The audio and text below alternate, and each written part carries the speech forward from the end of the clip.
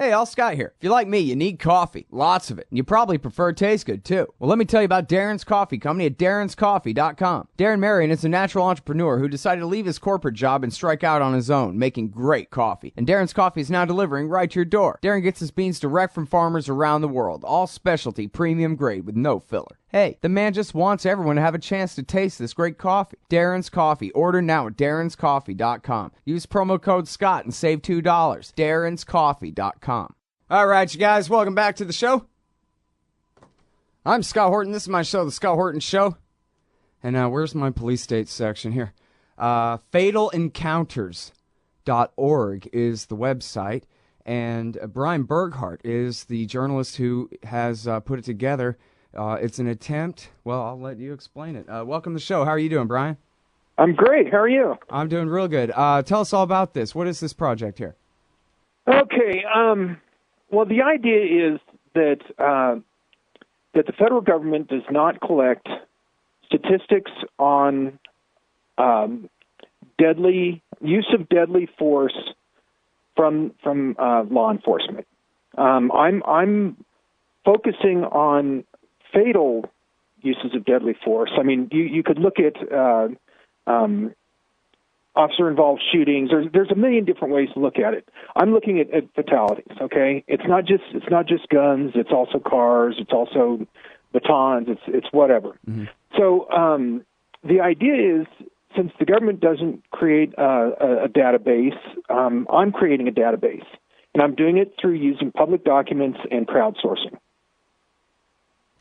Okay, and then it's interesting, isn't it, that, well, first of all, that I blew it and didn't give you a proper introduction. You're the editor and publisher of the Reno News and Review, and from Reno, Nevada, so that's very important to mention there. But isn't it strange how, I guess I really don't know, but my impression is that the FBI keeps statistics on every single thing about everything except who gets killed by cops and in what numbers.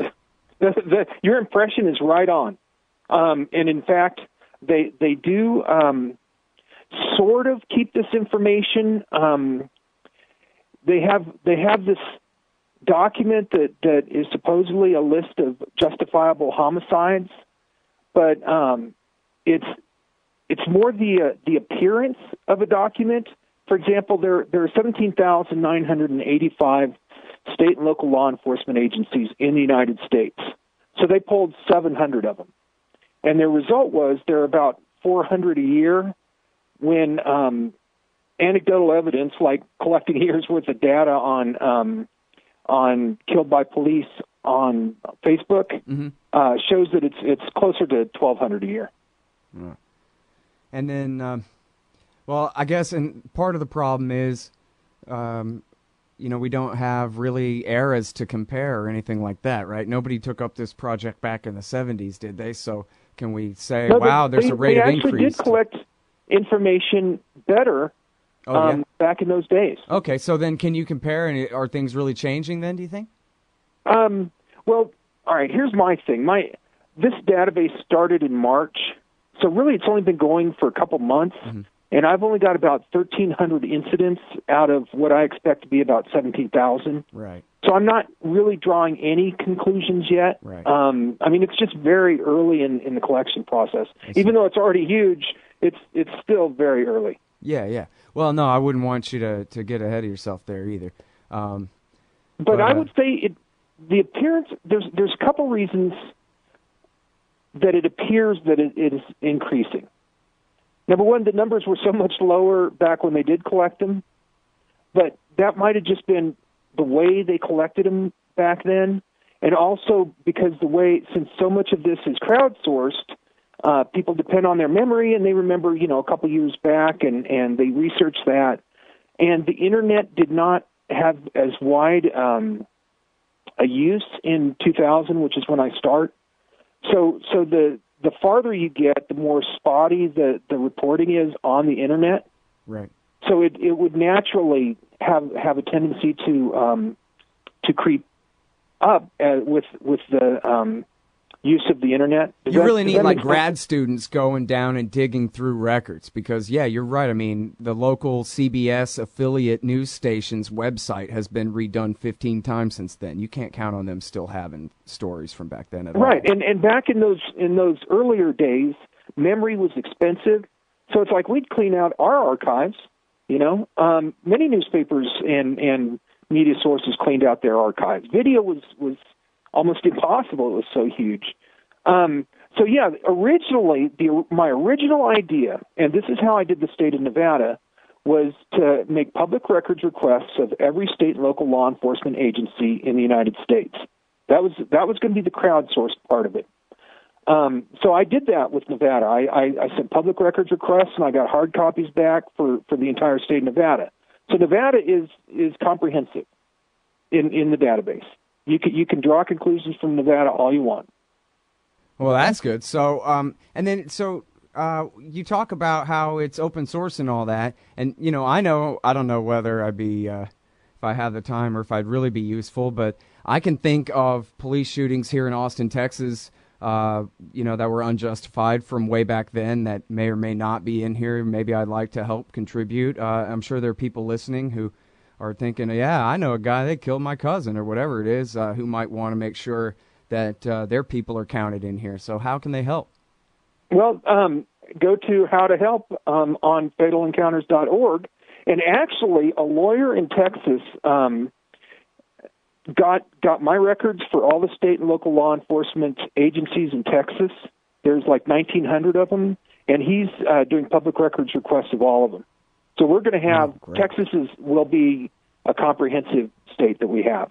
Yeah, you know what I think is going to happen, and for social science, I'm way ahead. I'm way ahead of what we got here, but I'm guessing that when this is more or less complete, that you can say, okay, look what we've done here. Now let's really start to go through and see what we can see.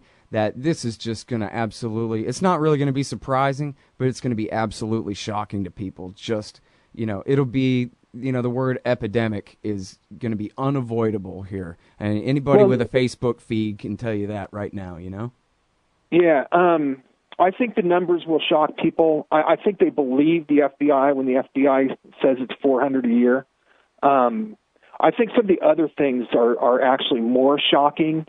For example, in Nevada, 9% of the homicides committed since 2000 were committed by police. That's a huge number. Oh, my God. Up to maybe 30% of people killed by police are mentally ill. That's a huge number, and that all goes back to training. We'll also be able to do things like use the U.S. Census Bureau's zip code function to compare socioeconomic status of where people are killed, and I think the biggest thing we'll find that they have in common is that they were poor.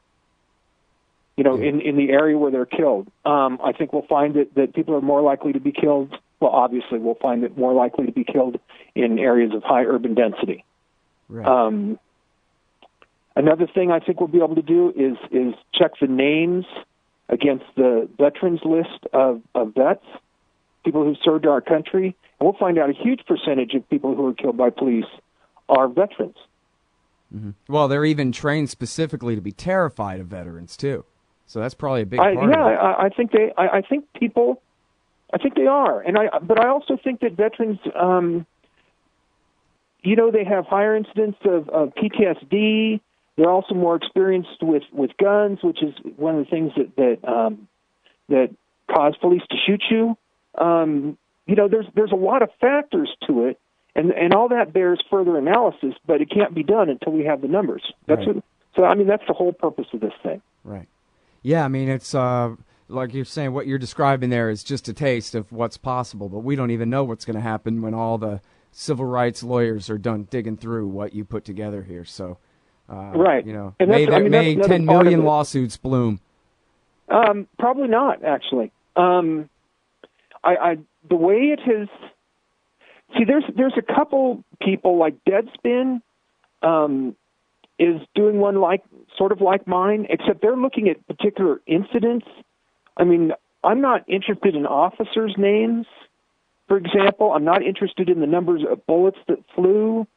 I'm only interested in trends, so that you can look across the country and compare, say, Albuquerque, New Mexico to Reno, Nevada, or Reno to Boise, and see if one of them has a much higher rate of incidents per 100,000 people. But since I am working with Kyle over there, we're going to combine our two databases, our two spreadsheets into one, which will have all that information.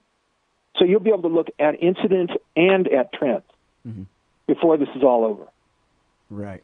Yeah, that's what I'm thinking. So, again, the possibilities are endless. I can't imagine what all different kinds of conclusions will be able to be drawn from the data. I mean, just the short list that you went down of things that you're beginning to glean from the Nevada numbers, that kind of stuff is just the very beginning. So, right. I think this is a really important project that you're doing here, man.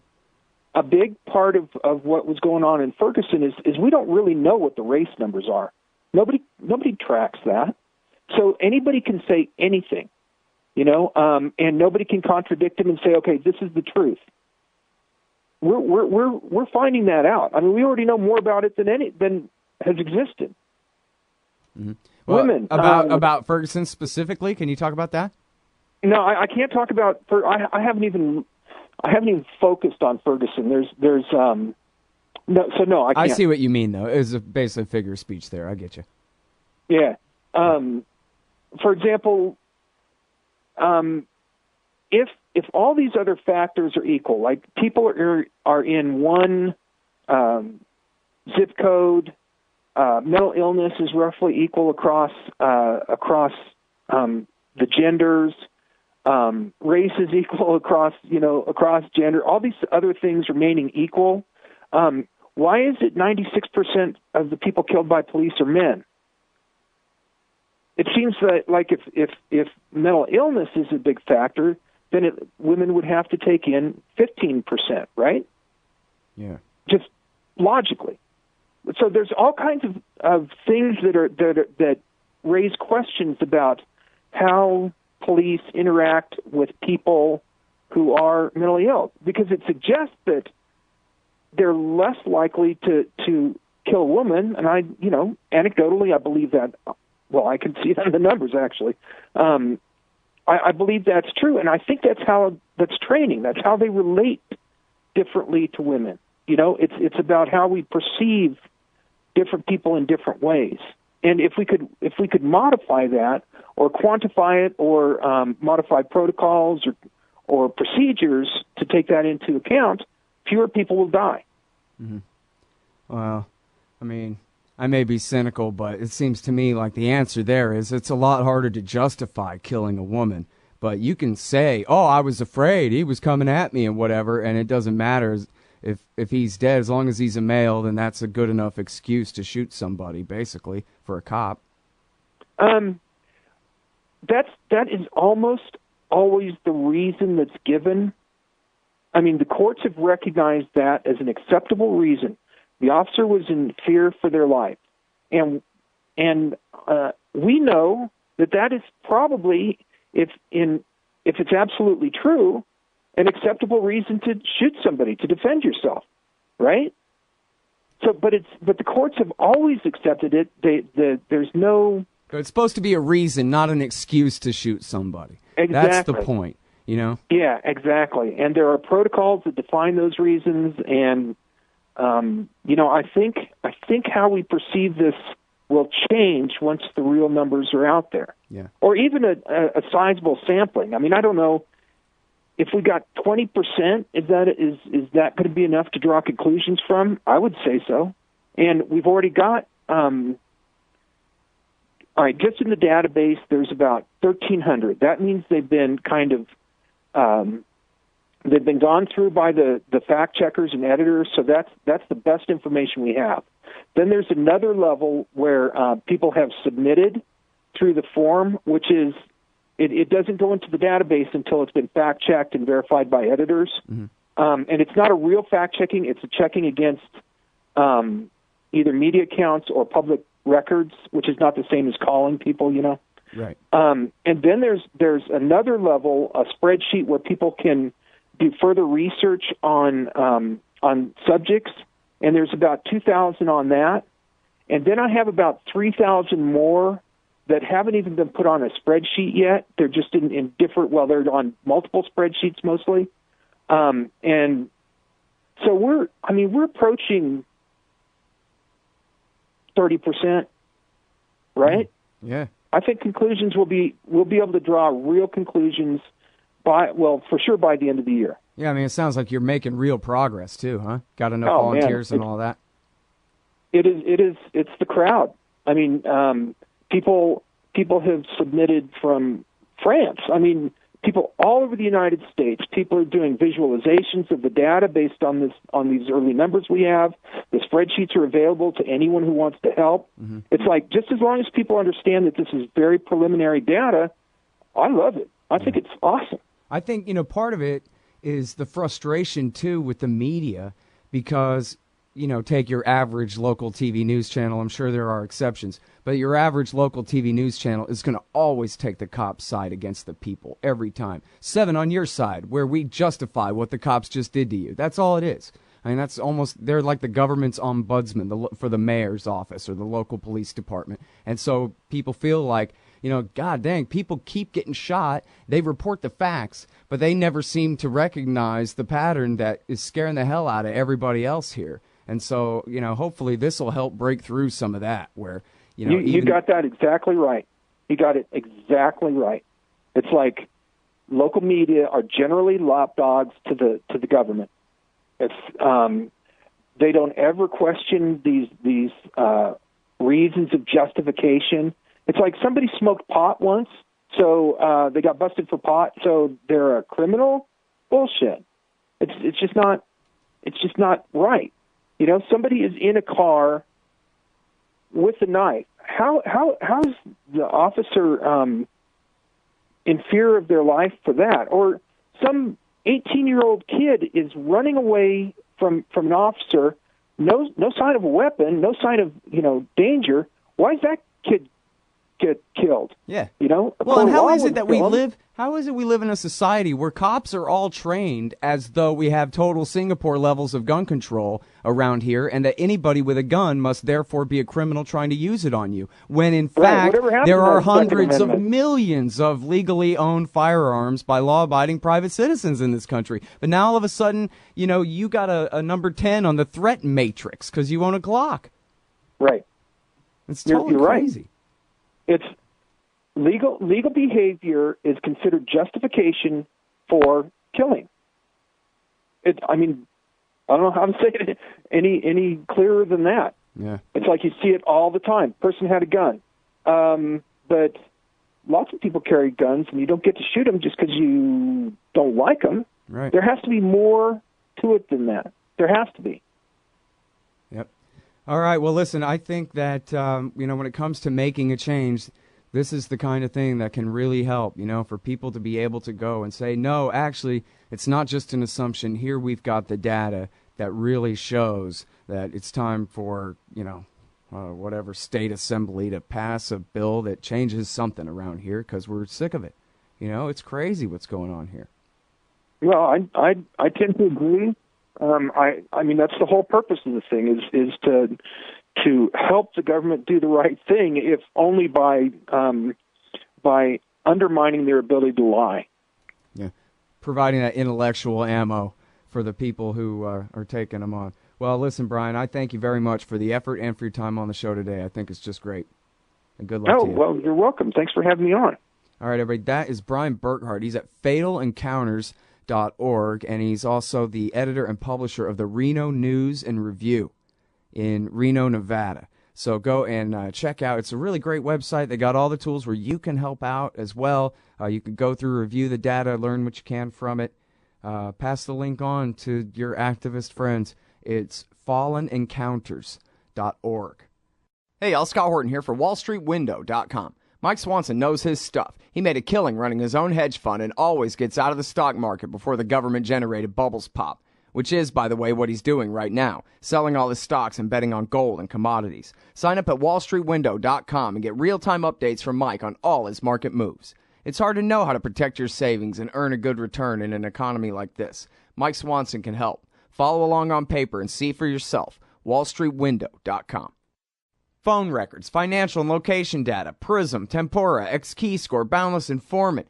Hey, y'all, Scott Horton here for offnow.org. Now, here's the deal. Due to the Snowden revelations, we have a great opportunity for a short period of time to get some real rollback of the national surveillance state. Now, they're already trying to tire us by introducing fake reforms in the Congress. And the courts, they betrayed their sworn oaths to the Constitution and Bill of Rights again and again, and can in no way be trusted to stop the abuses for us. We've got to do it ourselves. How? We nullify it at the state level. It's still not easy, but the Off Now project of the 10th Amendment Center has gotten off to a great start. I mean it. There's real reason to be optimistic here. They've gotten their model legislation introduced all over the place, in state after state. I've lost count, more than a dozen.